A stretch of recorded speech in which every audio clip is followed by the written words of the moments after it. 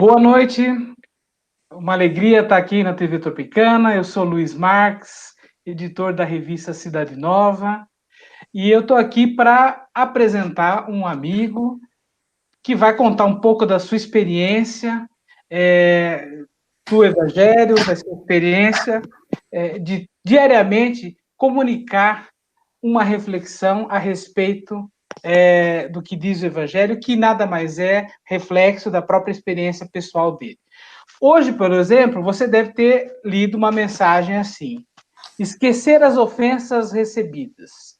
Relembrar os bons momentos passados juntos vale mais a pena do que lembrar as ofensas recebidas. Boas lembranças ajudam a não guardar ressentimentos que enferrujam a delicada engrenagem das relações. Elas nos fazem voltar às origens e a manter viva a genuína motivação de nossos relacionamentos, o amor recíproco. Esquecer as ofensas nos faz lembrar que podemos amar sempre. Na verdade, esquecer as ofensas recebidas talvez nem sempre seja possível, mas responder ao mal com o bem nos faz pensar apenas no bem que fazemos. Perdoar é esquecer ofensas, enquanto que amar pode ser a nossa única recordação. Bom, quem assina essa reflexão que, como essa você tem recebido provavelmente durante muito tempo já, diariamente, é o Apolônio Carvalho Nascimento. Todo mundo quer saber quem é o Apolônio. Bom, ele mesmo vai se apresentar. O que eu posso dizer, por hora, é que ele é alagoano, médico dermatologista e rancenólogo, e é um focolarino, membro do movimento dos focolares. Bom, Apolônio, boa noite. É uma honra, é uma alegria poder participar com você aqui dessa live, dessa transmissão, né? Eu vou ajudar aqui fazendo a intermediação com os nossos telespectadores. E eu queria que você começasse justamente se apresentando melhor e dizendo como é que começou como é que é essa história dessa mensagem, como é que começou isso tudo. Pode ser? Pode ser.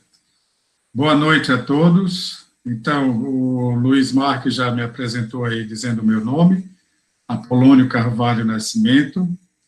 E para contar um pouco a minha história... Começasse justamente se apresentando melhor e dizendo como é que começou essa... Opa, estamos tendo uma interferênciazinha aqui. Pronto. Então, eu vou fazer uma apresentação de alguns slides que fica mais fácil eu seguir um roteiro para contar um pouco a minha história. Então, eu vou partilhar a tela para aparecer aí. Boa noite a todos os espectadores da TV Tropicana. Obrigado pela participação nessa live e espero que passemos um bom momento juntos. Vou partilhar agora uma tela com vocês. Espera um momento.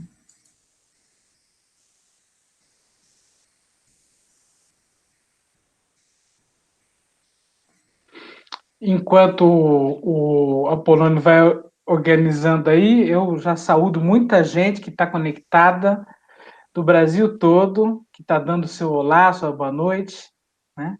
Obrigado pela participação de vocês. Na parte final, né, a gente vai abrir para perguntas que vocês queiram fazer, aí eu passo para o Apolônio. Só colocar no começo. Então, eu coloquei o título, está se vendo a imagem, né, Luiz? Sim. Então, eu coloquei o título dessa, vamos dizer assim, dessa partilha que eu vou fazer com vocês, de experiências da palavra. Então, eu digo experiências da palavra porque eu vou contar um pouco a minha história de um certo momento, a partir de frases do Evangelho que eu consegui colocar em prática, né? Então, eu sou de Alagoas, sou de uma família muito numerosa. Aqui está uma foto das bodas de prata dos meus pais. Nós éramos 20 filhos, 5 filhos eram do meu pai, e ele casou com minha mãe e teve mais 15 filhos. Aqui nessa foto eu sou o último desses 20 filhos e eu sou esse pequenininho aqui que está com a mão na orelha aqui, no braço de minha irmã. Então, vou mostrar outra foto aqui, só para vocês verem um pouco a minha origem, né? Aqui, já 25 anos depois, nas bodas de ouro, estamos todos os 20 filhos. Nós éramos 11 homens e 9 mulheres. E aqui estão meus pais e eu estou aqui ao lado de minha mãe. Então, o que dizer da minha história? Nós tivemos uma família cristã, minha mãe é uma mulher muito religiosa, nos deu uma formação sólida dentro da Igreja Católica, mas como nós temos também uma família que tem membros de outras denominações, batista, presbiteriana, sempre crescemos juntos com nossos parentes num respeito e num ecumenismo familiar, né, de participar em celebrações mútuas das três igrejas, vamos dizer assim. Mas minha mãe, muito católica, nos deu uma formação sólida dentro da Igreja Católica, e assim eu cresci, até a minha adolescência. No início da adolescência, eu me afastei um pouco da igreja, mas quando aos 16 anos, nasceu espontaneamente dentro de mim uma busca por alguma coisa de Deus. E eu não tendo a ideia que me veio no momento foi de ler o Evangelho, de ler o Novo Testamento, na verdade. Eu li todo o Novo Testamento, gostei muito do Evangelho, dos Evangelhos, mas o que me mais chamou a atenção foi os Atos dos Apóstolos, esse livro dos Atos dos Apóstolos, que narrava a experiência dos primeiros cristãos. Aquilo me impactou de tal maneira que eu comecei a procurar. Comecei a procurar, frequentar as paróquias, tinha os grupos de jovens na minha época, né? Isso era mais ou menos o ano de 1973, 72, por aí. E eu comecei a procurar e, frequentando muitas paróquias, encontrava muitos grupos bacanas, animados por aquelas canções de Padre Zezinho, né, grupos de TLC, de muitos outros movimentos da igreja, da Jufra, e eu gostava de tudo isso. Até também na igreja de minhas primas, eu fui a alguns encontros, na Palavra da Vida, que eles chamam da igreja presbiteriana, tudo muito bonito, eu gostava de tudo, porém, assim, aquele meu anseio de encontrar uma comunidade ainda não era respondido em nenhum desses encontros. Talvez porque não tinha chegado o momento de Deus também, né? Em 1975, aliás, no final de 74, eu conheci uma garota que ela participava do movimento da juventude do movimento dos focolares. E tinha uma irmã minha, das mais velhas, que já participava desse movimento. Então, quando ela falou focolar, eu digo, poxa, eu conheço alguma coisa disso, né? E daí começou uma amizade com ela e com a irmã dela, que era minha colega de colégio, e a gente começou a conversar muito, e eu gostava muito das conversas dela. E ela me fez convites para ir em algum encontro do movimento, que chama Movimento GEM, Geração Nova, que é a juventude do focolário. Eu digo, olha, eu já tem 2 anos, mais ou menos, que eu procuro. Nessa época, eu já estava com 18 anos, e eu disse, tem mais ou menos 2 anos que eu procuro alguma coisa e não encontro nada. Eu li a Bíblia, li o Novo Testamento, fiquei muito impactado com a experiência dos primeiros cristãos, mas eu não encontro nenhuma comunidade que responda aquilo que eu anseio. Não, mas vamos, ela insistiu muito. Depois de muita insistência dela, em maio de 1975, eu fui a um encontro. Essa outra foto aqui é uma tentativa de árvore genealógica dos descendentes do meu pai e minha mãe. Aqui está meu pai e minha mãe. Então, para vocês verem o número de pessoas que descendem desses dois aqui, desse casal. Só nessa aqui que a gente conseguiu tentar montar aqui, foi numa festa da família, dá mais de 250 pessoas aqui nessa árvore genealógica. Mas aí, voltando à história, eu fui a esse encontro de jovens e, quando entrei, era na cidade de Natal, no Nordeste, no Rio Grande do Norte. Então, quando entrei na sala, era um ginásio com 3.000 jovens participando, Uma coisa me chamou muito a atenção, foi uma frase que estava escrita no palco em letras muito grandes, que dizia: ama aquilo que não morre. E aquilo me chamou tanta atenção que eu fiquei, o encontro era o dia inteiro, eu fiquei o dia inteiro muito atento a tudo que se passava em cima daquele palco. Os testemunhos dos jovens eram todos sobre a vivência da palavra, testemunhos sobre a vivência da palavra, experiências de comunhão de bens entre eles e experiências de convivência na fraternidade. E isso me chamou muita atenção, além de muitas músicas, coreografias, coisas muito alegres. Mas o que me chamou a atenção foi justamente esse testemunho de vida desses jovens. Então, aí eu disse, opa, aqui eu encontrei, então, o que eu estava procurando. Não é que nos outros lugares não tinha, mas ali eu encontrei aquilo que talvez Deus queria tocar o meu coração. E continuei o contato com esses jovens quando voltei para a minha cidade, e naquele mesmo ano teve um encontro que se chama Mariápolis, que eu fui convidado a participar.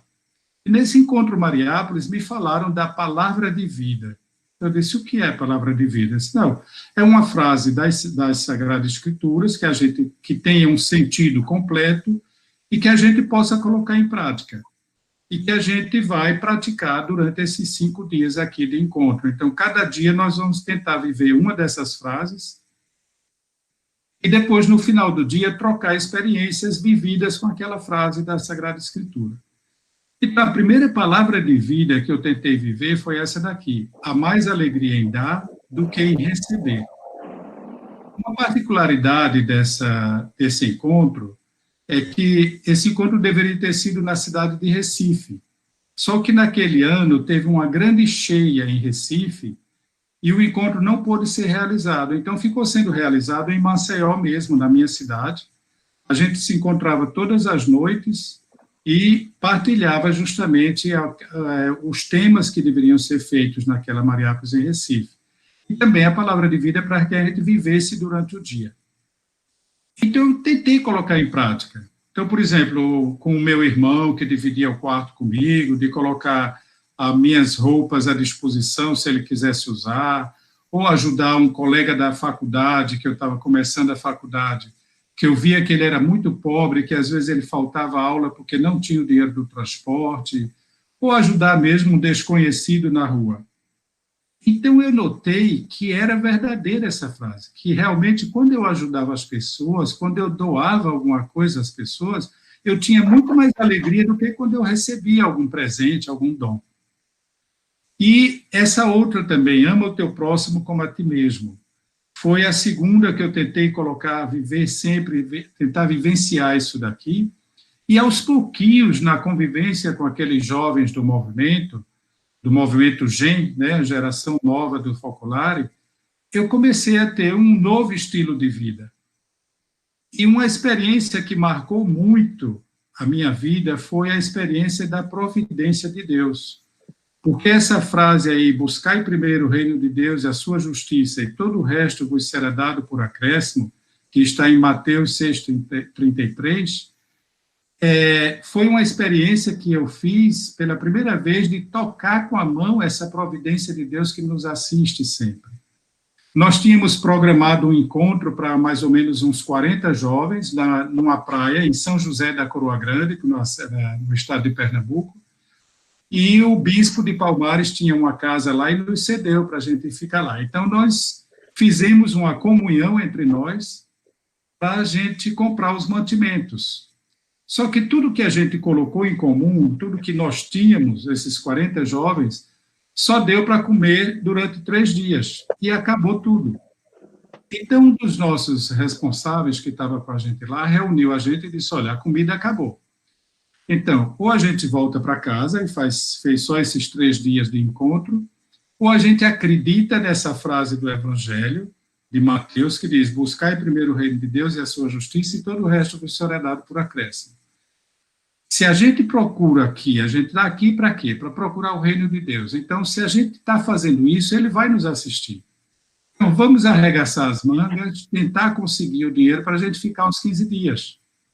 E aí a gente se dividiu em 3 grupos. Um grupo foi na cidade falar com o prefeito de São José da Coroa Grande para vender o nosso show. Um outro grupo ficou preparando um espetáculozinho com canções, ensaiando, e outro grupo foi catar, na beira da praia, um marisco que se chama tatuí, que a gente pega ele na areia da praia para poder fazer o almoço, que não tinha muita mistura para fazer o almoço naquele dia. O dia inteiro foi de preparação, o prefeito, sem nem nos conhecer, ele topou de fazer esse show na praça, ele disse, olha, eu só não tenho como fazer a publicidade, porque nós não temos um carro de som hoje. Aí esse grupinho que foi falar com ele disse, não tem problema, a cidade não é muito grande, a gente vai de rua em rua avisando nas casas, que vai ter um show na praça hoje à noite. O resultado é que nós fizemos esse show. Alguns estavam em cima do coreto lá da praça, fazendo o show, o prefeito conseguiu um som, e a praça estava cheia de veranistas, estava cheia de turistas, dos moradores da cidade, e a gente fazendo o espetáculo, então tinha um dos nossos que estava na praça e estava cantando junto com aqueles que estavam cantando em cima, ele acompanhando de cada praça. Então a senhora estava perto dele e disse, você participa do grupo? Ele disse, sim senhora, participo. Ela disse, quem são vocês? Então ele explicou, nós somos do Movimento dos Focolares, um grupo de jovens. Aí contou a experiência, que nós queríamos passar 15 dias, mas que a comida tinha acabado, e que fazendo aquele show o prefeito ia nos dar um pouco de dinheiro para continuar alguns dias, pelo menos. Ela disse, onde é que vocês estão? Eles estão na casa do bispo, de Dom Acácio. Ela disse, eu sei onde é. Não disse mais nada essa senhora. O resultado, essa senhora era uma senhora muito rica, dona de uma usina de cana-de-açúcar. Então, no outro dia, a gente estava em casa, feliz da vida, porque o dinheiro que o prefeito tinha nos dado dava para nos alimentar mais alguns dias, fazendo bem a economia, mas aí chega essa senhora com o seu carrão, cheio de compras que ela tinha feito no supermercado, e que levou para nós. E ela disse, olha, eu não comprei carne, porque eu não sabia se vocês tinham um freezer, mas eu vou deixar o dinheiro para vocês comprarem carne para vocês durante os 15 dias que vocês vão ficar aqui. Aquilo, para mim, foi uma coisa que marcou a minha vida todinha. Até hoje mesmo, como cristão, isso marcou a minha vida. Tudo que eu preciso, eu confio na providência de Deus e a providência de Deus nos assiste. Tem muitas experiências na minha vida, eu vou contar mais algumas daqui a pouco, mas essa foi emblemática porque ela marcou a minha vida para sempre, né? De experimentar, tocar com a mão essa providência de Deus. O que essa senhora nos trouxe deu para a gente ficar não só os 15 dias, mas também fazer mais uma semana de encontro para os mais jovens, para os adolescentes do movimento, que a gente chama de Gen 3, a terceira geração do movimento dos focolares. Aqui algumas fotos para ilustrar o período da juventude, né? Aqui a gente fazendo uma coreografia, eu sou esse aqui. Aqui um encontro em um encontro de jovens na cidade de Recife. Muitas dessas pessoas que estão aqui no palco hoje já são avós, né? Então, aqui também um outro grande encontro que fizemos no Geraldão, em Recife, para muitos jovens, para mais de 5 mil jovens. Então, uma vida assim, durante 8 anos, a minha vida, enquanto eu fazia faculdade, foi uma vida de muita atividade. A gente também fazia muitas atividades nas favelas da cidade de Maceió. Tinha 2 favelas que a gente ia, que a gente fazia um trabalho social, né, porque também a gente se sentia impelido aqui a trabalhar com isso. O empenho dentro da igreja, na pastoral da juventude, na pastoral carcerária, e na pastoral das favelas, era muito presente a nossa vida nessas pastorais. E também conheci uma outra jovem do movimento, que participava também, e que comecei a ter um relacionamento, um namoro mais sério com essa menina. E que, quando já estava mais ou menos assim, terminando a faculdade, já estava começando o último ano de faculdade, e ela também fazia o curso de saúde, da área da saúde, e a gente ia se formar mais ou menos no mesmo ano, então começamos a fazer projetos. Só que aí foi quando também surgiu uma grande dúvida na minha mente, né? Eu digo, mas será o que Deus quer de mim? Será que Ele quer realmente que eu me case, que forme uma família, ou Ele me quer, assim, de uma forma radical, que eu me dedique à sua obra, né? Ao seu reino? E aí eu procurei conversar com muitas pessoas, também com a minha namorada, ela me ajudou muito a tomar uma decisão, mas a frase do Evangelho que mais me ajudou foi essa aqui: aquele que me ama será amado por meu Pai, eu também o amarei e a ele manifestarei. Porque eu estava querendo justamente uma manifestação mais clara da parte de Deus, o que ele queria de mim, né? E aí eu procurei intensificar e multiplicar os atos de amor, assim, durante o dia, na faculdade, em casa, na rua. Depois eu vi que eu estava quase que querendo fazer um negócio com Deus, né? Então, um dia, fazendo uma visita ao Santíssimo Sacramento, eu entendi isso daqui. Eu digo, não, eu não posso negociar. Eu tenho que continuar amando, porque só através do amor Deus se manifesta. Mas eu tenho também que fazer um amor, que ter um amor gratuito, não pode ser um amor interessado, né? E isso também mudou a minha vida, de maneira que depois eu, numa conversa com um focolarino já bem mais experiente, eu contei toda a minha história para ele, contei também toda essa minha dúvida que eu estava, e ele me deu uma resposta. Ele disse, olha, é o seguinte, há 2 anos atrás nós tivemos um bate-papo, uma conversa, na qual eu entendi que você era um focolarino, assim, que você deveria ser uma pessoa que devia se dedicar a essa vida mais de missionário consagrado mesmo, né? Mas como você tinha uma namorada, eu não disse nada. Mas como agora você está nessa dúvida, a minha resposta seria que você deveria fazer essa experiência aí.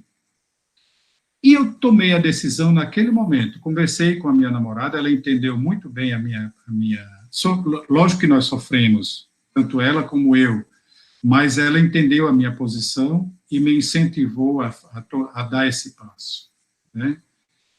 E aí depois chegou o momento realmente de partir, de sair de casa, porque eu fiquei ainda mais 1 ano em Maceió, enquanto terminei a faculdade, e em 1983 eu tive que realmente sair de casa. E a palavra de vida que mais me marcou naquele momento foi essa aqui: quem deixa casa, irmãos, irmãs, filhos, mães, pais ou campos por causa de mim do Evangelho, receberá 100 vezes mais ainda no tempo presente, junto com perseguições e no futuro a vida eterna.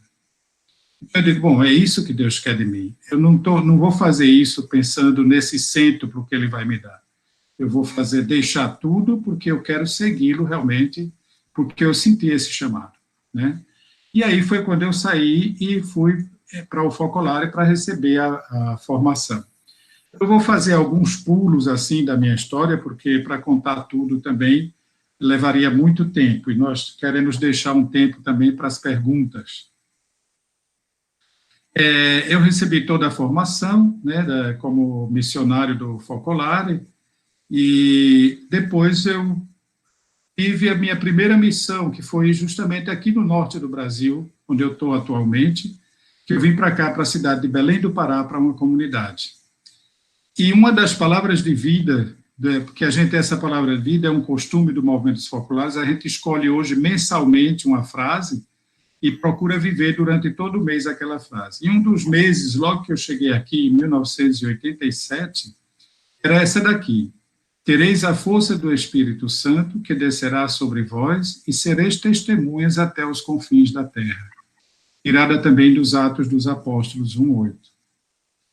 Isso daqui me ajudou, porque foi uma experiência muito bonita de vivência na comunidade, uma experiência com a comunidade dos focolarinos com quem eu convivia, a experiência de me doar e também a experiência profissional. Porque foi aqui, em Belém, que eu fiz a especialização em dermatologia tropical, em doenças tropicais da pele, e, sobretudo, comecei a dedicar-me a trabalhar com hanseníase, com as pessoas acometidas de hanseníase. Fui trabalhar em uma antiga colônia de hansenianos, que tem aqui na periferia de Belém. Fiz uma experiência de 4 anos ali, e depois chegou um momento em que me pediram novamente para mudar e para outra missão, na África, na República dos Camarões. Foi um período curto, que era para fazer um trabalho lá, para substituir um outro focolarino médico que estava indo para Madagascar, e depois de 6 meses que eu estava lá, fui chamado para a Itália, para ficar em uma comunidade de focolarinos que estavam doentes e que estavam fazendo tratamentos, precisava de alguém da área da saúde para se dedicar um pouco a eles. Fiquei alguns meses ali, depois de 8 meses que eu estava ali na Itália, então voltei para o Brasil, dessa vez em Recife. Estou fazendo alguns saltos assim, para poder chegar numa experiência que eu quero me deter um pouco mais. Depois e Recife também foi uma experiência fantástica durante 8 anos. Foi também, eu tive a graça que, quando deixei minha família, meus pais já eram idosos, porque eu sendo o último filho, eu sou filho de pais já idosos, então eu tinha pedido a graça a Deus, eu digo, eu dou minha vida para ti, mas eu quero a graça, eu gostaria de alcançar a graça de poder assistir meus pais nos últimos dias de sua vida. E assim aconteceu, eu consegui assistir o meu pai nos últimos 15 dias, quando ele adoeceu, e também a minha mãe. Eu estava morando em Recife e pude estar próximo a ela quando ela partiu para o paraíso. Depois de 8 anos em Recife, uma experiência também que eu continuava sempre trabalhando na periferia, em Igaraçu, na cidade de Joaquim Nabuco, mas tinha também o meu consultório na cidade, uma parte na Santa Casa, outra parte num consultório particular. Então, eu atendia todo tipo de pessoa, todas as pessoas carentes, mas também pessoas, vamos dizer assim, de níveis sociais mais elevados. O meu tratamento sempre foi o mesmo para todos os pacientes, né? Porque, assim, justamente aquilo que eu procurei sempre na minha vida profissional foi tratar as pessoas da mesma maneira. Então, para mim, cada cliente que entrava no consultório era a pessoa de Jesus, como ele dizia, como ele mesmo diz, que ele, tudo que fizermos a qualquer um das pessoas, a qualquer um dos nossos irmãos, ele considera como feito assim. Então, fosse pobre ou fosse rico, para mim era um Jesus que entrava e que eu queria amá-lo naquela pessoa. Depois de 8 anos, então, recebi outro recado da minha comunidade, dizendo que estavam se pensando em abrir uma comunidade masculina na República Democrática do Congo e que tinham pensado no meu nome para ir para lá. Só que tinha um detalhe, e naquele momento me disseram, né, disse, olha, o Congo está em guerra civil ainda, né, então a nossa fundadora ainda estava viva, Chiara Lubich, fundadora dos Focolares, e eles disseram, olha, Chiara mesmo disse que você teria 2 dias para pensar se quer ir ou não, porque o país está em guerra, mas a comunidade lá está precisando de alguém, então, mas você tem 2 dias para pensar. A minha resposta foi a seguinte, eu disse, olha, eu não entrei no Focolare para pensar em mim, eu entrei para dar minha vida a Deus, então, como eu estou em Recife, eu posso estar no Congo. E aí a minha resposta é sim, agora. Eu só preciso de algum tempo para me desligar dos trabalhos que eu faço aqui, para me desligar dos empenhos que eu tenho no movimento aqui em Recife, na região do Nordeste, e assim, depois que estiver pronto, eu vou. Em dezembro, finalmente, em 2003, eu estava já disponível para viajar. E aí, a palavra de vida daquele mês, coincidentemente, era de Isaías 6:8, que diz, eis-me aqui, envia-me. Então, assim, todas as decisões, todos os passos que eu dei na minha vida, sempre foram muito iluminados pela palavra, né? Viajei para o Congo, agora eu vou mostrar algumas fotos da nossa chegada lá, nós fomos em 4, esse camerunês, esse belga, eu e um congolês mesmo, de lá da República Democrática do Congo. A acolhida da comunidade local, um povo muito festivo, imediatamente teve uma identificação com esse povo, se vê que nós temos na nossa raiz a origem também que vem de lá.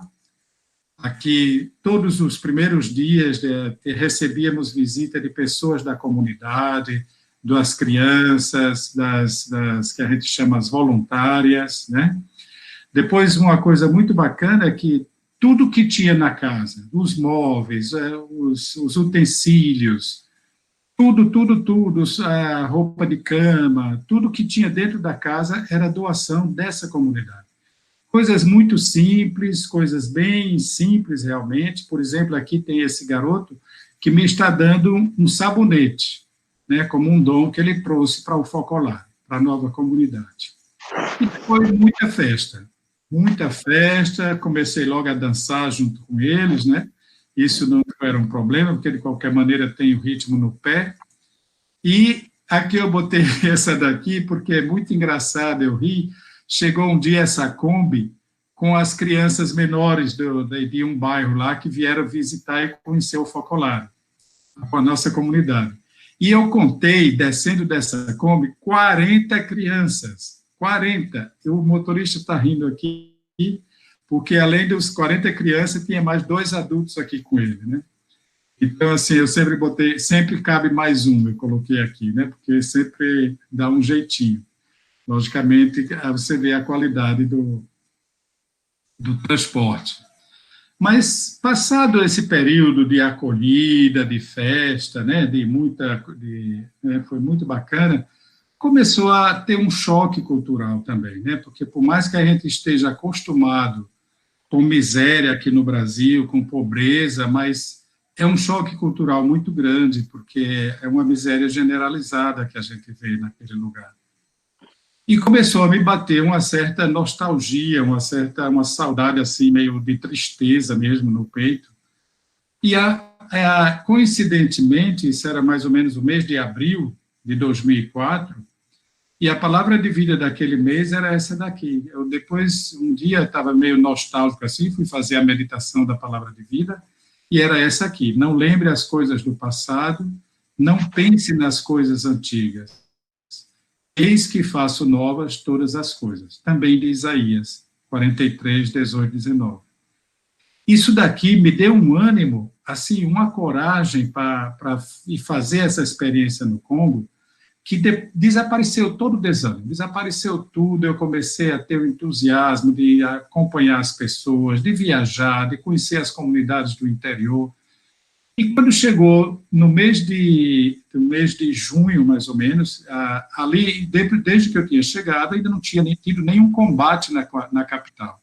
A gente tinha notícia dos combates mais pelo interior, nas outras cidades.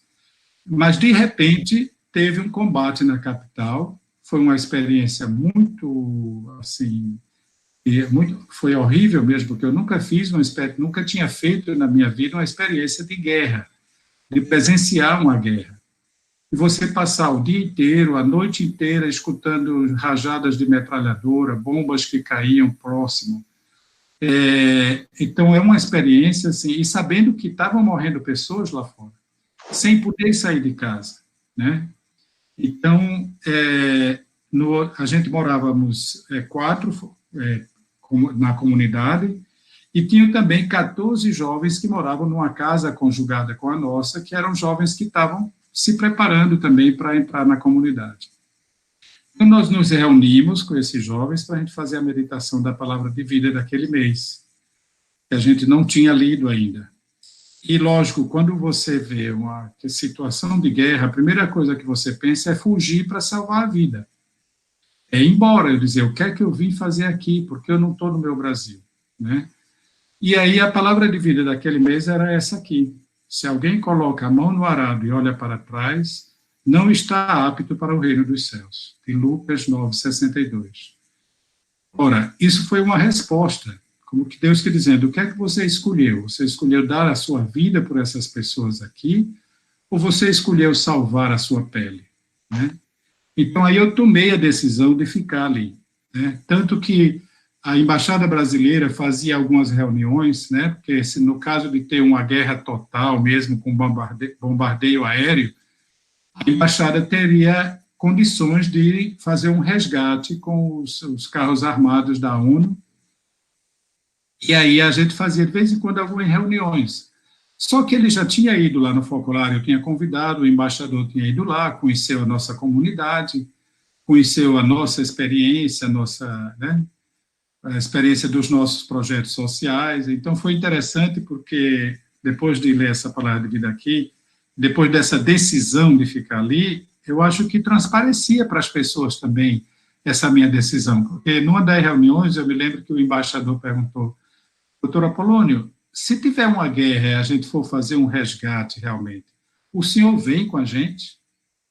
Aí eu parei assim, pensei um pouquinho disso, olha, embaixador, se o senhor levar comigo toda a minha comunidade e os membros da comunidade que participam do nosso movimento, pode ser até que eu tope isso, senão eu prefiro ficar com eles. Então ele disse, eu sabia que a sua resposta seria essa, né? O nível de decisão que a palavra me fazia tomar na minha vida. E não é que eu sou uma pessoa corajosa, não. Isso é o Espírito Santo que coloca a coragem dentro da gente. Depois, tinha os momentos que não tinha conflitos armados, né?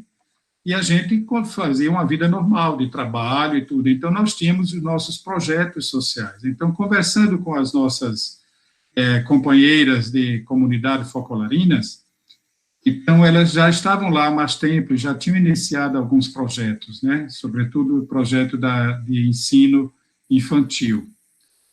E uma das palavras de vida que elas nos disseram, sabe, Apolônia, aqui a gente essa palavra dos salmos que a gente vive. Quem semeia no pranto, colhe na alegria. E também essa é de Lucas 1:37, a Deus nada é impossível, porque ela disse, são milagres da providência que nós vemos acontecer aqui, que a gente não sabe como explicar, senão como a ação de Deus na nossa vida e na vida dessas pessoas. E realmente eram experiências muito fortes, né? Tinha também no papel somente o projeto de um centro médico, que foi possível realizar, porque teve também uma grande providência. Eu me lembro que sempre que a gente ia fazer uma oração pedindo por algum projeto, por alguma coisa, a gente lembrava essa palavra de João 16:23, diz, qualquer coisa que pedires ao Pai em meu nome, ele vos concederá. A gente se colocava de acordo com a certeza da presença de Jesus entre nós e pedíamos. E pedimos também por esse centro médico, né? Aqui vou mostrar algumas fotos dos projetos. Aqui a escola Petite Flamme, quer dizer, pequena chama. A escola maior, que tinha mais ou menos 400 alunos, e ficava mais no centro da cidade. Porém, depois a gente foi abrindo pequenas escolinhas assim para crianças menores nos bairros mais periféricos, como essa aqui na Petite Flamme 2, né, que era mais para crianças ainda no maternal, e também uma escola para crianças cegas, tendo aula ensinando braille. Todas essas professoras, tanto das outras escolas normais como da escola de para-cegos, eram membros do movimento, pessoas que eram membros do movimento, famílias, né, pessoas que realmente trabalhavam com muito afinco e com muita dedicação. E que também, para elas, a gente tinha a possibilidade de um emprego, né, porque esses projetos eram sustentados por algumas organizações internacionais. Depois, finalmente, depois de a gente rezar durante todo um ano, eu cheguei lá em 2004. No setembro de 2004, eu fui a Roma para o encontro dos responsáveis das regiões do movimento do mundo inteiro, e aí um casal de Milão me telefonou, que eles sabiam que eu estava no Congo e me conheciam. Disseram, Apolônio, tem uma senhora industrial aqui de Milão que está querendo ajudar um projeto que tenha um projeto médico, que tenha assistência médica para as pessoas carentes em algum país da África. Aí a gente disse que tinha uma pessoa nossa no Congo e ela se interessou de conhecer. Então eu disse, olha, então fazer o seguinte, vamos marcar com ela, ela vem de Milão, eu vou de Roma, e a gente se encontra em Lopiano, que é um centro nosso do movimento. Assim ela vê onde ela está pisando, ela conhece um pouco o que é o movimento, e ali a gente conversa e eu levo o nosso projeto para ela ver. O nosso projeto era justamente para atender pessoas doentes de malária, que é o problema maior deles, mas também a gente tinha um projeto para assistir as crianças que a gente chamava de órfãs da AIDS, que eram filhos de pais que tinham morrido de AIDS e que tinham também sido contaminados.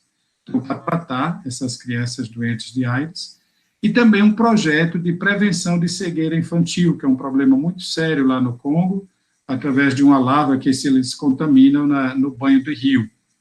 E a prevenção pode ser muito fácil, mas precisa ser feita com bem antecedência.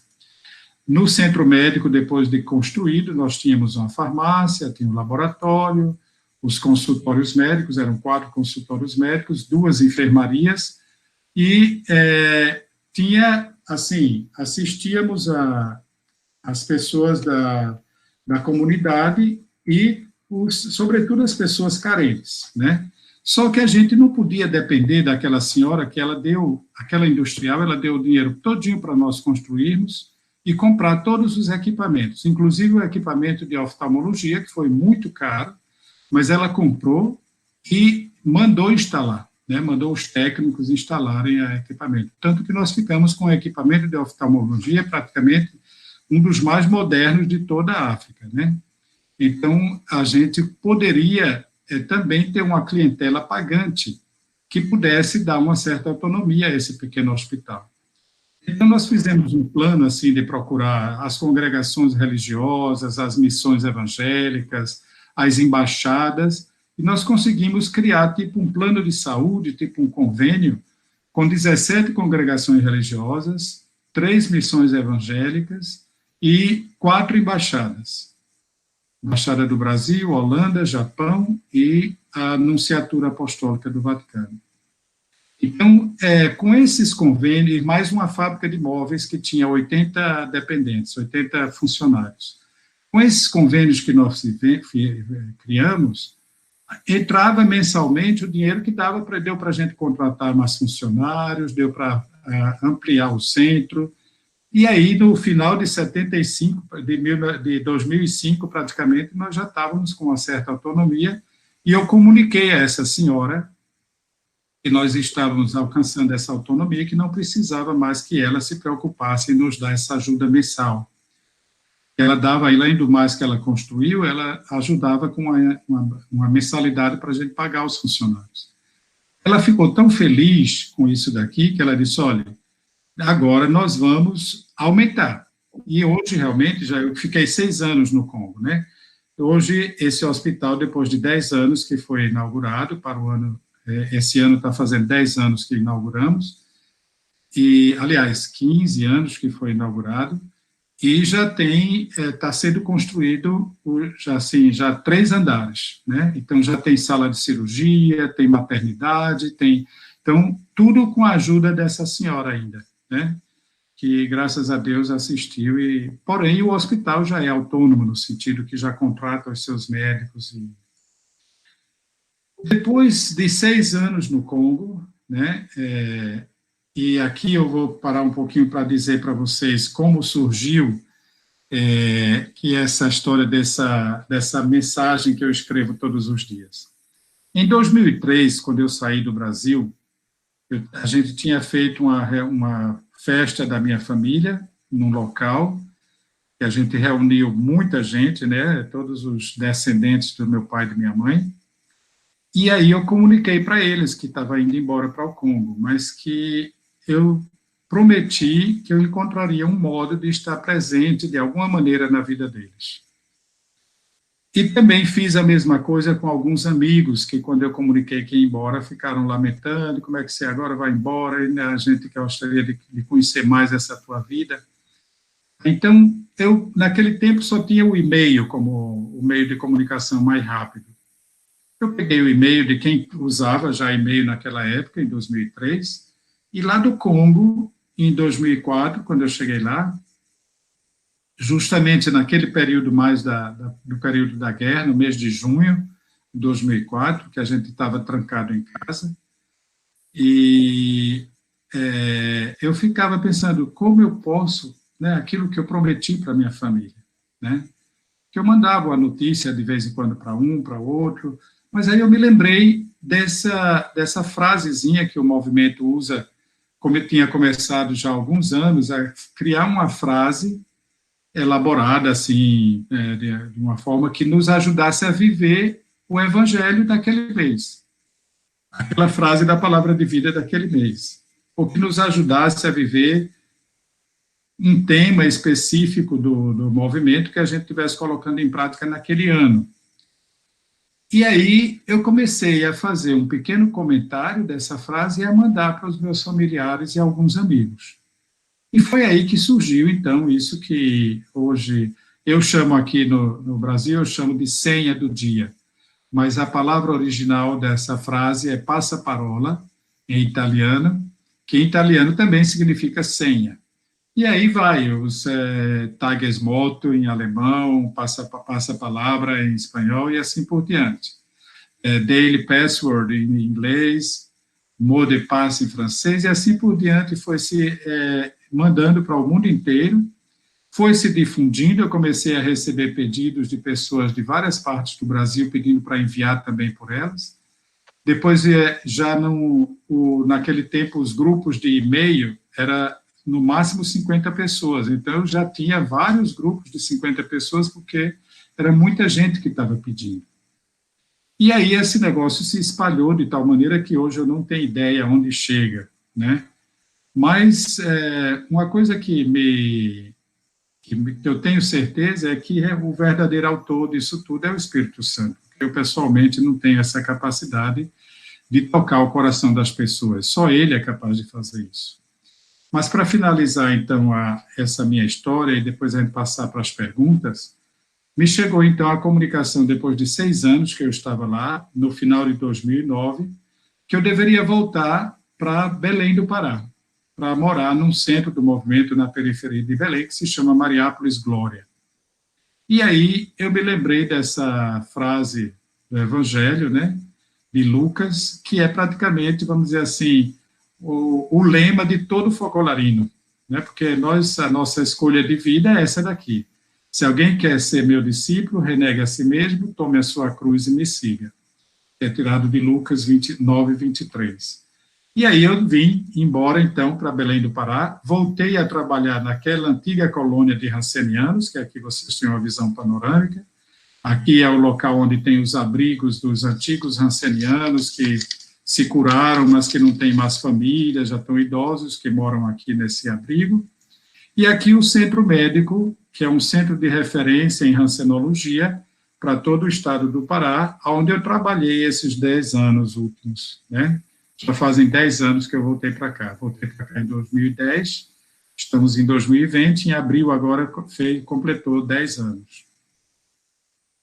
Trabalhei muito a minha vida aí toda, me dedicando justamente aos meus pacientes rancenianos. Trabalhava também com dermatologia geral no hospital próximo aí, mas sempre nesse mesmo bairro, nessa mesma cidade da Grande Belém.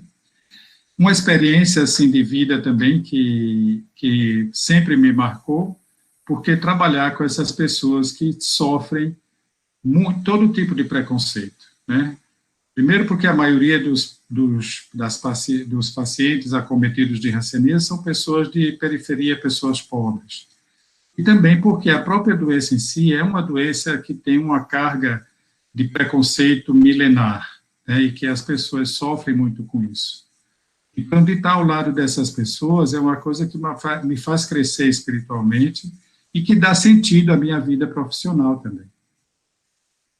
Obrigado pela atenção, eu vou ficar por aqui para poder a gente ter um momento de perguntas e respostas agora, né? Acho que estamos dentro do tempo. Legal. Obrigado, Apolônio. A gente que agradece. Já somos mais de 800 pessoas acompanhando a transmissão ao vivo. Muita gente tem mandado mensagens de agradecimento do Brasil inteiro. É impossível nomear a todos, né? Eu agradeço. Também parabenizando a TV Tropicana pela iniciativa. E eu tenho uma pergunta para começar,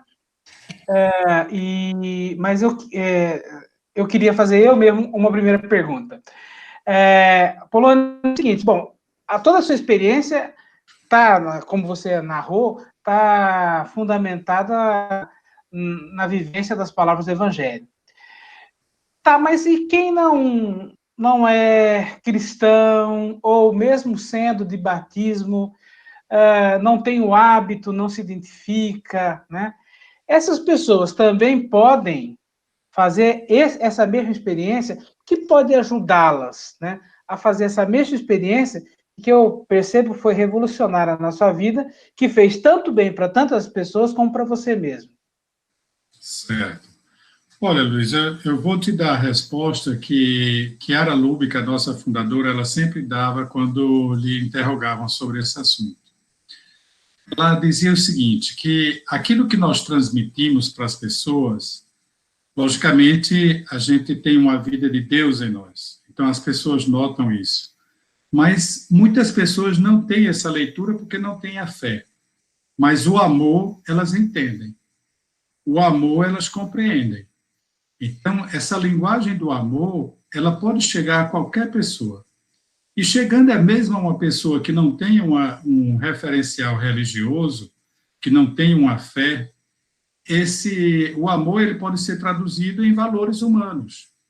Ele se pode traduzido em valor como a honestidade, a solidariedade, a fraternidade de um modo geral, né, pensando na fraternidade humana. Então, ele pode ser traduzido em valores que não necessariamente religiosos.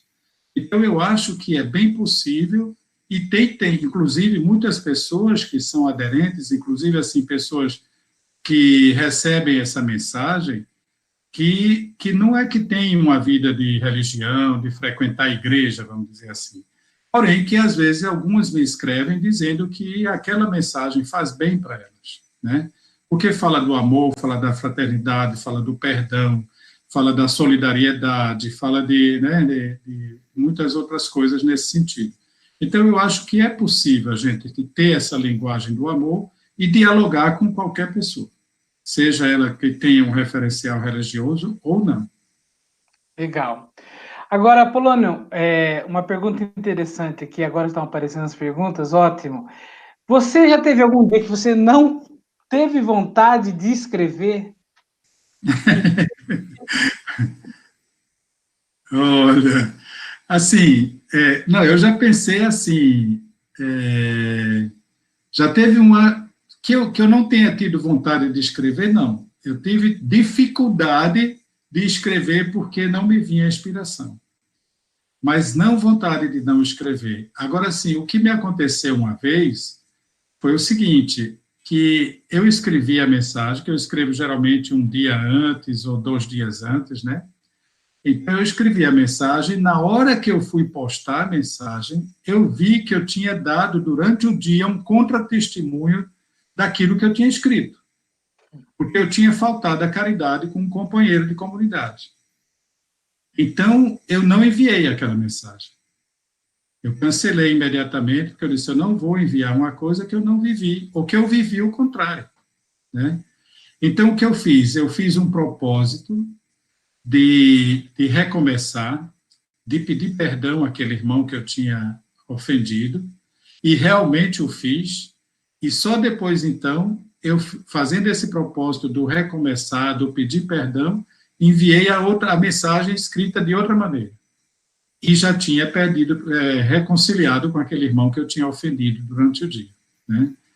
Então, assim, agora, às vezes a inspiração, que ela não pode ser uma coisa simplesmente bolada pela minha inteligência, entendeu? Então, o que acontece, às vezes, se eu tenho uma dificuldade, no dia que eu tenho dificuldade de escrever, eu digo, não, isso aqui é porque eu não estou dando espaço para Deus se manifestar. Então, eu paro um momento, faço uma oração, vou fazer uma meditação, vou fazer um ato de amor a alguém que está precisando de alguma coisa, né? Ou faço alguma coisa nesse sentido e depois volto, sento e a inspiração vem. E aí eu escrevo, porque as frasezinhas não sou eu que escrevo, as frases é uma equipe que prepara e que distribui no mundo inteiro. E essa equipe do movimento que prepara as frases, elas me mandam as frases do mês inteiro. Assim eu tenho possibilidade de escrever com um pouco de antecedência, porque como tem hoje é traduzido em 6 idiomas além do português, Então, eu tenho que enviar para as pessoas traduzirem, pelo menos um dia antes, né? E aí, também tem a vantagem de que eu escrevendo com antecedência, quando eu vou enviar, eu já estou vivendo aquilo ali. Isso é muito importante. Eu não posso... É um tipo de mensagem que eu não posso simplesmente ser teórico. Tem que ser uma coisa que é fruto da minha vida, da minha prática diária de vida, aquilo que eu escrevo. Então, quando eu envio, geralmente eu já estou vivendo aquilo ali. Legal. Essa pergunta foi da Valéria Cioli. A Gilmara Silva, ela pergunta assim: como você aprofunda e intensifica sua vida de oração e união com Deus? Como eu aprofundo? Isso. Olha, eu acho que para aprofundar precisa constância, né? Precisa constância, porque você fazer uma vez ou outra, você não consegue se aprofundar. Esse tempo agora de pandemia é uma oportunidade ótima para isso, né? Eu estava outro dia conversando com outro grupo, onde eu respondi uma pergunta parecida, eu disse, olha, nesse tempo de pandemia agora, o que eu tenho feito é intensificar a vida da palavra e a vida de oração, porque, desculpa que não tenho tempo, eu não tenho mais, né? Porque tempo eu tenho o dia inteiro para fazer isso, né? Tanto para uma coisa como para outra. Então, eu acho que a constância, a fidelidade à oração é uma coisa muito interessante que nos faz aprofundar. Eu procuro realmente ser fiel, procuro todos os dias, né, ter uma certa rotina e não tentar, não sair daquela rotina. Porque, às vezes, quando você sai daquela rotina por um motivo ou outro, a não ser que seja um motivo muito justo, mas eu procuro manter aquela rotina de meditação, de oração, de aprofundamento, de leitura da Sagrada Escritura, de uma leitura saudável, de alguém que tem uma mensagem bacana para você aprofundar, né? E de partilha. A partilha também da experiência de oração é uma coisa que nos ajuda, porque você partilha com os irmãos os momentos de oração que você tem, e isso é muito comum na nossa comunidade, a partilha. A gente vive na partilha, o dia inteiro partilhando os momentos de vida que nós temos. Legal. A Tereza Uribe perguntou como você consegue conciliar a sua profissão, a sua vocação de missionário, né, e ainda escrever tão bem a passa-parola, ou a senha, né? Como você faz para escrever diariamente as mensagens? De onde brota tanta inspiração? Então, aí tem a ver com a outra resposta que eu dei anteriormente. Eu tenho que dar o tempo exclusivo de Deus na minha vida. Se eu não der tempo para Deus, não fizer espaço para Deus na minha vida, eu nunca vou ter inspiração. Talvez eu vou até desenvolver algum talento que eu tenha de escritor, mas não escrever uma mensagem que vá servir para ajudar as outras pessoas em sua vida, levando também uma mensagem que eu tenho certeza que não é só minha, né? Não parte de mim. Então, dando esse tempo exclusivo de Deus, que é justamente o tempo de oração, o tempo da meditação, o tempo mesmo exclusivo de Deus, esse me favorece, né? E depois a vida de viver realmente, de fazer atos de amor, de estar constantemente no amor. Porque aquela frasezinha lá de dizer que a quem me ama, Deus o amará, meu Pai o amará, eu também o amarei, ele me manifestarei, é verdadeiro. Porque a gente, estando no amor, a inspiração vem. Muitas vezes eu escrevo a mensagem e, assim, de uma forma engraçada, é que às vezes eu recebo de volta a mensagem de várias pessoas, que as pessoas às vezes não se dão conta e me colocam na lista deles de transmissão para outras mensagens, né? E aí, quando eles mandam a mensagem que eu mando para eles da senha do dia, essa da mensagem diária, eles mandam e eu recebo de volta. Aí, às vezes, eu leio de novo, né, para ver como é que eu estou vivendo durante o dia aquela mensagem. E muitas vezes eu me surpreendo com o que está escrito ali. Então, se eu me surpreendo, é porque essa inspiração veio de algum lugar que não foi da minha mente. Então, esse surpreender-me com aquilo que eu mesmo escrevo significa que eu estou conseguindo dar o tempo exclusivo de Deus para que Ele possa agir na minha vida e agir também através da minha mente, da minha inteligência, da minha capacidade de comunicação, para chegar até as pessoas, né? Um outro ponto que eu acho que confirma que essa ação é de Deus é o efeito que causa nas outras pessoas. Eu não tenho essa capacidade. E aqueles retornos que me chegam de pessoas contando experiências que fazem através dessa mensagem diária é uma coisa fantástica, que você só tem que dar glória a Deus, porque não é você que faz aquilo ali. Legal. Bom, você disse que não tem a pretensão de publicar um livro, porque isso não... Você não está fazendo trabalho de escritor, né? Mas alguém pergunta aqui, é a Maria Isabel Filipão. Apolônio, já pensaste em publicar um livro com a mensagem do Passaparola? Essa é a pergunta que me fazem sempre, sempre, sempre. Mas, assim, em 2005, quando completou um ano que eu estava fazendo essas mensagens, eu tenho uma irmã que ela já publicou alguns livros de autoria dela. Então, foi quando eu vim a primeira vez de férias no Brasil, no final de 2005. Quando cheguei aqui, ela, junto com uma amiga dela que tinha uma editora, elas me fizeram a surpresa de encontrar um livro já pronto para ser publicado, uma publicação limitada de 1.000 exemplares, né, uma tiragem assim bem familiar, só que não foi vendido, foi distribuído entre as pessoas. Algumas pessoas quiseram até dar uma contribuição como pagamento ao livro no lançamento, mas para ajudar nas obras sociais lá do Congo, que eu estava na época no Congo. Mas depois disso, eu não pensei mais, né? Tem algumas pessoas que me perguntam sempre, eu disse, olha, eu coleciono tudo, todas as mensagens têm os arquivos aqui que eu vou colocando ano por ano, né? Tem uma pessoa que faz a revisão também dessas mensagens, a parte ortográfica e gramatical, e tudo assim, a gente vai preparando, mas eu não sei, está nas mãos de Deus, eu não tenho a pretensão de me tornar um escritor, mas se é uma coisa que é benéfica para as pessoas e que as pessoas estão pedindo, pode ser que aconteça. Tem o projeto, mas o projeto está ainda nas mãos de Deus. Legal. Bom, olha, mais uma vez eu agradeço a participação de muita gente que está te saudando, que está te agradecendo pelo Passaparola, né?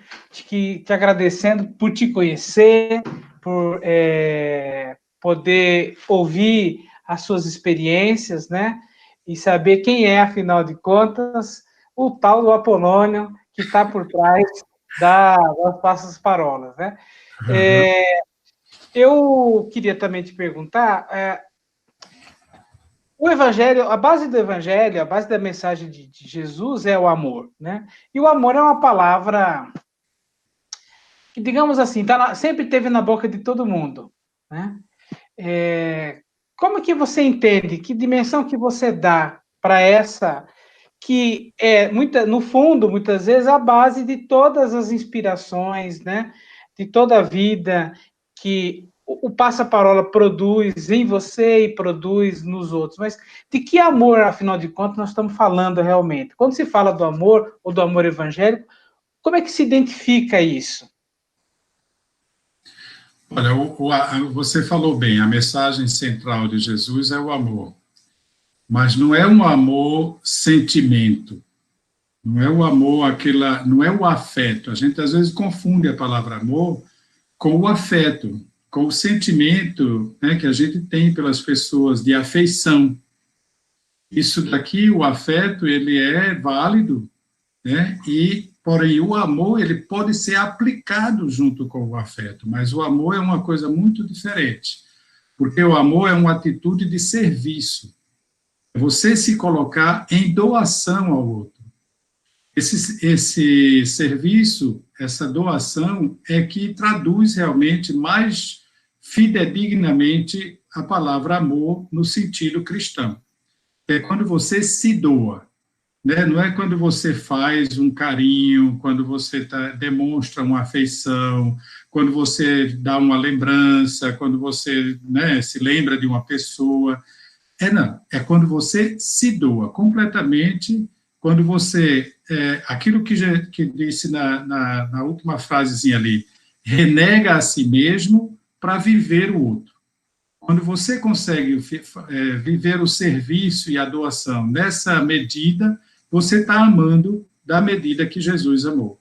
Que é quando a gente esquece da nossa vida para poder viver a vida do outro. Né? Não esquecer no sentido de negligência, mas esquecer no sentido de se doar. Né? Porque se doar a vida não é simplesmente morrer, não. Morrer é muito fácil. Né? Mas Jesus, antes de morrer na cruz, ele se doou, ele morreu a sua própria vontade para fazer o bem para a humanidade. E ele fez isso curando, ensinando, consolando, fazendo um monte de milagres que a gente sabe que podemos fazer através do amor. Né? Então, esse amor doação, esse amor serviço. Sem eliminar o sentimento, que também é uma coisa bonita e que pode ser usado junto com o amor. Né? Legal.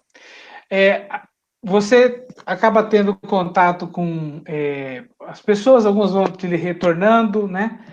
Você tem as experiências que recebeu, mas alguém já te escreveu, já aconteceu alguma situação da pessoa falar assim, não concordo com isso não, acho que não é bem por aí não. Acontece de vez em quando, e eu acho muito bacana isso daqui. E acontece também, por exemplo, alguém que diz, olha, por favor, podia não me mandar mais esse negocinho aí que chega para mim todo dia? Eu nem leio, né? Chegou uma pessoa uma vez que me disse isso, eu disse, olha, eu já olhei aqui, você não está na minha lista, né? Nos grupos de e-mail que então eu vou descobrir, ou então você presta atenção quem é a pessoa que te manda, que eu posso entrar em contato com ela, pedir para tirar você do grupo. Então, acontece sim. E acontece muitas vezes uma questão de interpretação também, né? A de hoje, um grande amigo meu, já escreveu, né, dizendo, porque a de hoje é de esquecer as ofensas recebidas. Então, ele me mandou uma contestaçãozinha assim, mas não discordando, mas ele dando a interpretação dele, que eu achei muito bacana e que eu concordo com ele. Né? Ele dizendo assim, que não é que a gente pode esquecer, porque a memória, ela é importante para também na nossa vida, até nas relações, né? Porém, esse esquecer pode ser um transformar aquela mágoa, aquele ressentimento em algo positivo. Você entendeu perfeitamente o que eu quis dizer no texto, né? Mas, assim, tem pessoas que também, às vezes, escrevem e dizem olha, eu não concordo muito com essa visão. Eu digo, perfeitamente, eu não vou tentar convencer você do contrário. Você pode continuar pensando da maneira como pensa. Isso, uma vez me escreveu uma senhora que se diz agnóstica, quer dizer, que não tem uma vida de religião, né, de tudo, mesmo se ela acredita em alguma coisa, mas ela dizendo que não concordava com uma determinada coisa, que eu não me lembro agora. Eu não tentei dissuadi-la, eu disse simplesmente que ela tinha as razões dela para acreditar daquela maneira, né? Porém, assim, que ela poderia colher, então eu colhi do texto daquele dia uma frasezinha que eu digo, eu acho que essa frase aqui nós podemos estar de acordo, não é verdade? Então, quando eu falei aquela frase para ela, ela depois respondeu agradecendo, né, pelo respeito à opinião dela, e que dizia que realmente aquela frase que eu tinha citado, ela estava de acordo e que com aquela frase ali ela ia viver aquele texto daquele dia, né?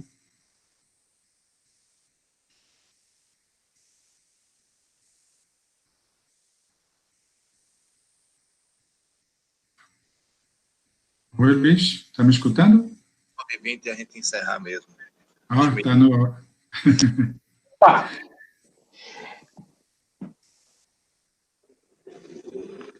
Então, as últimas palavras, então.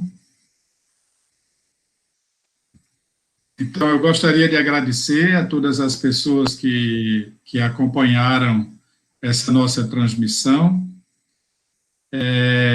A gente não, aqui, através do canal YouTube, a gente não vê vocês, mas através das mensagens, certamente, depois eu vou dar uma olhada no chat, para ver as mensagens que deixaram. Agradeço imensamente o interesse de todos, né? A minha experiência de vida é uma experiência muito simples. A única coisa que tem de extraordinária na minha vida, na minha experiência, é o trabalho de Deus. O trabalho que Deus tem feito na minha vida. Isso é extraordinário. E tudo que eu digo, tudo que eu falo, só tem valor se for para dar maior glória a Deus, né? Então, eu agradeço imensamente o convite das pessoas que idealizaram isso daqui. Eu gostaria de citar o nome de Érica Miscolti, de Teresa Uribe, e com o apoio do Padre e do Luiz Henrique, que organizaram esse momento, né, e que possibilitou esse momento de estarmos juntos. Obrigado a todos e foi um prazer estar aqui com vocês.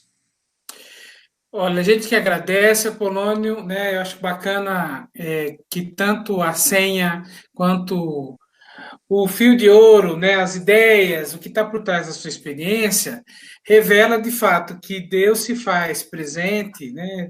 Nas situações simples, né? Os grandes milagres, né? Se revelam em coisas muito cotidianas, né? Que eu acho que isso que é importante, porque muitas vezes quando mesmo fiéis, cristãos, né, às vezes falam da palavra de Deus, né, podem ter uma tendência a buscar sempre o milagre, aquela coisa, aquele fato prodigioso, né, e as experiências simples que a própria senha nos inspira, assim como a sua experiência, né, revelam que, né, Deus se mostra no cotidiano, está ali conosco, nos ajuda, né, justamente em situações absolutamente comuns, né? Que isso que nos faz extraordinários, né? Em relação ao mundo, né? Que faz com que a nossa vida tenha aquele sabor, aquele, né, sentido, que não tem nada a ver com rotina, né? Não tem nada a ver com desânimo, com cansaço, né? Para terminar, eu queria só que você dissesse alguma coisinha para nós em relação a esse momento que a gente está vivendo, né? Uma reflexão aqui a queima-roupa, porque é um momento bastante especial, né? De dor, de conflito, né? Também do ponto de vista político, ideológico, né? E que exige da gente um plus ali, né? Exige da gente uma atenção, um cuidado especial, né?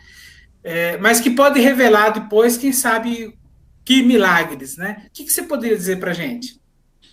Olha, eu digo o seguinte, a experiência de guerra que eu fiz no Congo está me ajudando muito aqui, porque lá no Congo a gente não tinha opção, a gente tinha que ficar trancado em casa, e muitas vezes, assim, a alimentação, a gente tinha que se ajudar com o vizinho do lado, né? Então, ou a gente dava para quem estava faltando do lado, teve um vizinho do lado nosso que nos deu um cesto de manga uma vez, porque ele estava preocupado que a gente não tivesse o que comer, né? E às vezes a gente passava vários dias sem poder sair na rua, e o comércio fechava porque não tinha opção de abrir, tudo fechava porque não tinha opção de abrir, porque estava tendo combatimento na rua, estava tendo combate armado na rua.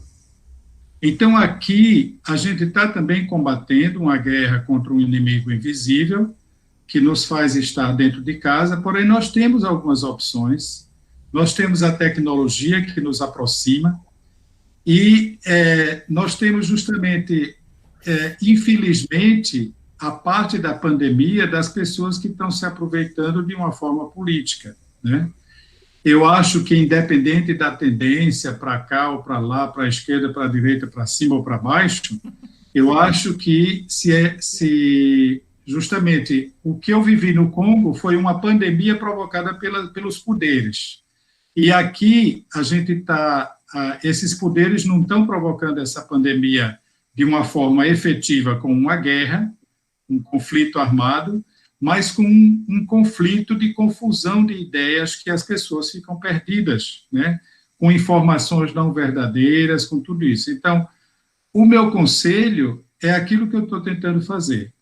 Não escutar muitas notícias, né? Escutar o mínimo de notícias possíveis, de fontes que sejam o mais possível confiáveis, criar uma rotina durante o dia, uma rotina com horário de dormir, horário de acordar, horário de comer, horário de fazer seus trabalhos de homework, o horário de fazer meditação, de rezar, de tudo, tendo uma rotina e, justamente, desligar da parte polêmica que está havendo aí no mundo, porque senão a gente começa a contribuir com uma pandemia que não é viral, mas que pode contaminar toda a humanidade, né? Que, sobretudo, essas notícias falsas que circulam por aí.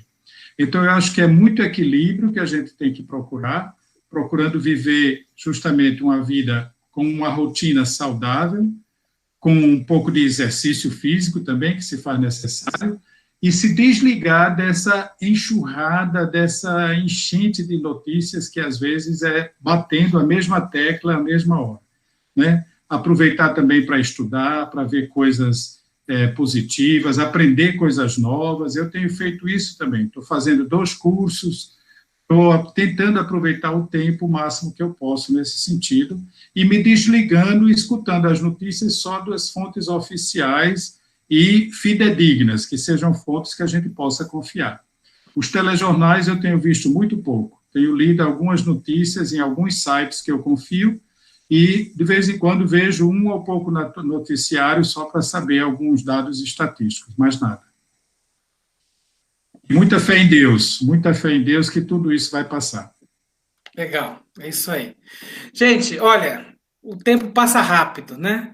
Eu quero agradecer ao Polônio, né? Agradecer a TV Tropicana por possibilitar participar dessa pequena contribuição aqui, desse momento de comunhão, né, de partilha, né, de vida, que é muito inspirador justamente para essa situação, para esse estado de coisas que a gente está vivendo, né? Confiar ainda mais, né, no poder da palavra de Deus vivida, né? Também dentro de casa, né? E, enfim, eu agradeço a intensa participação das pessoas, né, que aqui no chat mandaram os seus agradecimentos, né, por tudo que foi dito aqui, pelas experiências, né, também pela passaparola, né, gente do Brasil inteiro que eu não vou conseguir nominar, né, aqui tem gente, né, de norte a sul, tá? E aí eu vou propor, então, para a TV Tropicana, né, que alguma coisa que deixamos escapar, alguma saudação, alguma pergunta, o chat se moveu aqui intensamente, e aí passemos para o Polônia e continuemos, de uma outra forma, esse diálogo, né, essa comunhão. É isso. Mais uma vez, obrigado, gente. Foi um prazer. Espero que a gente tenha outras oportunidades. Agradecer à TV Tropicana pela iniciativa, porque esse tipo de coisa a gente não vê nas mídias convencionais, né? E isso é muito bom, né? É uma inspiração para a nossa vida. Obrigado, então. Grande abraço, hein? Ok, também a gente está agradecendo, né? Porque agora as pessoas me escutam também. Eu acho que o povo agora me escuta lá. Abrir o áudio, a minha imagem vai ficar bem pequenininha aqui em cima.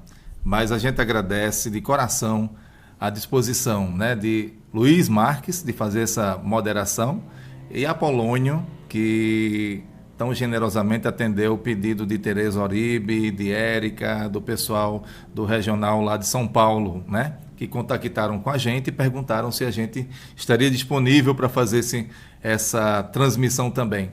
Então, eu quero agradecer as palavras de carinho que todo mundo soltou aqui em relação à TV Tropicana. E obrigado, Apolônio. Obrigado por você ter me feito... Obrigado também, cara. Você me fez chorar de lembrar do Genfest no Geraldão, viu? Que eu estava lá com 2 ônibus lotados dos jovens da periferia aqui de João Pessoa. Na experiência que a gente faz aqui na periferia. E a gente estava lá com 2 ônibus lotados, né? Então foi muito bacana. Muito bacana. Um abraço a todos. Pode se despedir aí também. Até logo, pessoal. Obrigado mais uma vez a todos que organizaram a TV Tropicana pela disponibilidade e a todos os espectadores que nos acompanharam, sobretudo vocês, que são a razão dessa nossa live, dessa nossa transmissão. Um abraço muito carinhoso para cada um de vocês. Só para informar, essa live ficará salva, tá? Tá salva no YouTube, então vai ficar no mesmo link que a gente já disponibilizou. Obrigado a todos. Até logo. Boa noite a todos.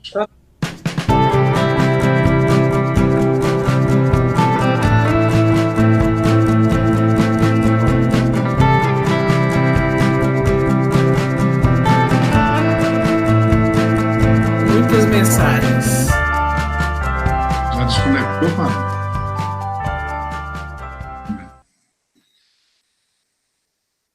Ah, você foi.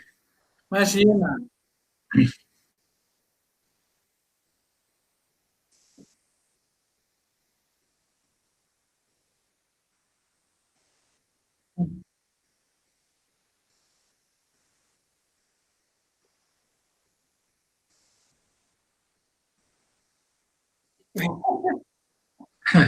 O PIGS é a Associação de Mídia Católica, né?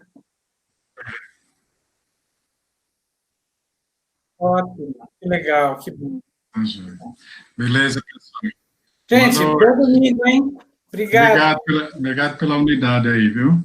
Imagina. Valeu. Valeu. Tchau, tchau. Tchau, tchau.